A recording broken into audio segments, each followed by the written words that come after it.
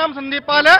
अभी तो 10 काम कहे थे, 4 ही बता के चले गए, और 4 में भी एनएच वाला जो होता, बताओ आप मेरे साथ चलो, किसान बैठे वहां पे, एनएच पूरा बनकर तैयार हुआ, टोल लगा दिया उन्होंने। और एक भाई सड़क लोगे तो टोल तो देना पड़ेगा ना। नहीं तो कब बनकर तैयार तो हो पूरा, अधूरे पे लग जाता है। अच्छा ऐसा समझ लो, ऐसा समझ लो, बहन मायावती जी ने कुछ कार्यक्रम शुरू करे थे, अखिलेश जी ने पूरे करे, तो बहन जी ने करे या आपने किए? एक मिनट रुक जाओ भाई, एक मिनट रुक जाओ भाई, सुनो मैं सवाल पूछ रहा, पूछ के मत जाना, उधर मत जाना, मंत्री जी के पास जाना। हाँ मैं जाऊंगा, मेरा मन है, जहाँ जाऊंगा। नहीं सुनो, मंत्री जी से पूछो आप, जो अभी उन्होंने कहा था एक ताऊ जी ने कि अखिलेश के शासन में यह हुआ था, इनका शासन तो बिल्कुल अच्छा चल रहा, तो ये पेपर लीक क्यों हो रहे हैं? बहुत अच्छा सवाल, बहुत अच्छा सवाल मंत्री जी का सवाल। देखिए, समाजवादी पार्टी को तो ये प्रश्न पूछने का अधिकार ही नहीं। समाजवादी पार्टी की सरकार में खुलेआम नकल होती थी, खुलेआम नकल, बोर्डों पर नकल होती, बोर्डों पर नकल होती थी।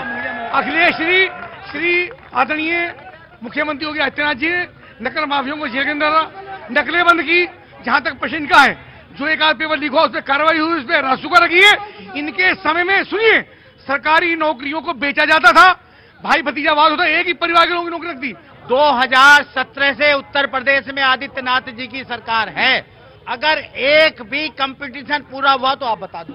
दूसरी बात, आपने बहु बेटियों की बात कही, इन सज्जन ने भी कही थी। एनसीआर भी किसके अधीन है? National crime report bureau. पहले राजनाथ सिंह के अधीन थी, अब अमित शाह के अधीन है। 2017 के बाद उत्तर प्रदेश में लैंगिक अपराध माताओं बहनों 0.2% बढ़े हैं। कहां है चिन्मयानंद, कहां है सेंगर, कहां कानपुर की बच्ची हैं, कहां गोरखपुर की बच्ची हैं, कहां हाथरस की बच्ची हैं, किसके गायब में हुआ? जवाब दें। तीसरी बात, कहां है मुजफ्फरनगर कांड?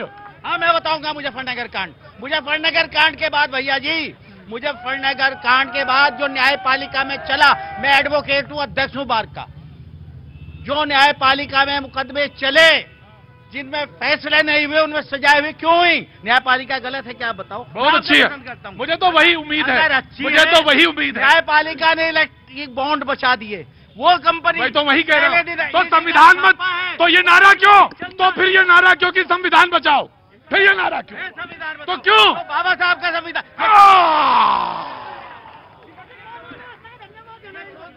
की भूमि है। चौधरी चरण सिंह ने जीवन पर्यंत सेकुलरिज्म के लिए, डेमोक्रेसी के लिए, गरीब अमीर के भाव के लिए, किसानों के लिए हमेशा लड़ाई, और इसमें दो राय नहीं। इसमें मलिक साहब भगा दूंगा, मलिक साहब कसम से भगा दूंगा, मलिक साहब कसम से भगा दूंगा मैं।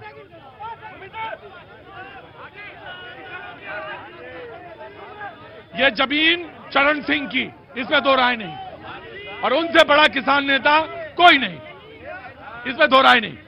लेकिन एक बात मुझे भी कहनी थी। एक जमाना था जब मुजफ्फरनगर से बीच में पड़ता था और दिल्ली से हमें हरिद्वार जाना होता था, शाम को 4:30 बजे से पहले क्रॉस कर जाता था। 4:30 बजे से पहले और 5 बजे से पहले मुजफ्फरनगर को क्रॉस कर लेते थे। नहीं, वो नितिन गडकरी नहीं, वो जो लोग समझ गए वो समझ जाएंगे। जी, केवल एक सवाल इंडिया लाइन से, प्रधानमंत्री जो इनका बनेगा वो पर डे बनेगा, पर वीक बनेगा, पर मंथ का बनेगा? बस।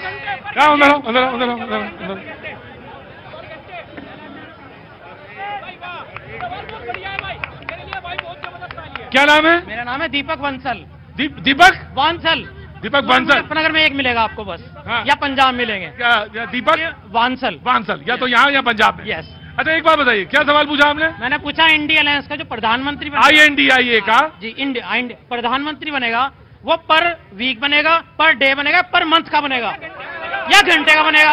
ये तो बता दीजिए बस। तो कांग्रेस बता देगी, सेकंड में बता देगी। कांग्रेस बता देगी 1 सेकंड में, आप जाइएगा नहीं कहीं, 1 सेकंड में बता देगी वो। जी, इंडिया अलायंस का जो प्रधानमंत्री बनेगा पूरे 5 साल के लिए बनेगा। देखिए,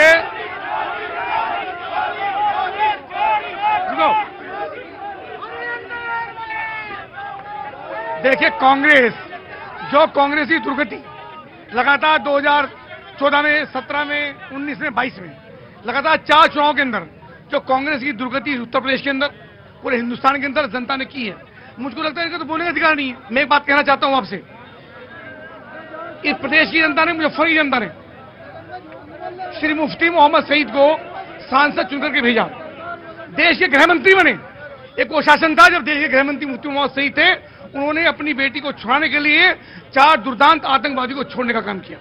आज के गृह मंत्री हैं, जब एक घटना हुई और 39 नौजवानों की हत्या हुई, उनके शासनकाल के अंदर घर में घुस करके बदला लेने का काम, शासन का पूरा सैनिकों का सम्मान देने का काम, लगातार कश्मीर का आतंकवाद को समाप्त करने का काम माननीय गृह मंत्री लगातार कर रहे हैं।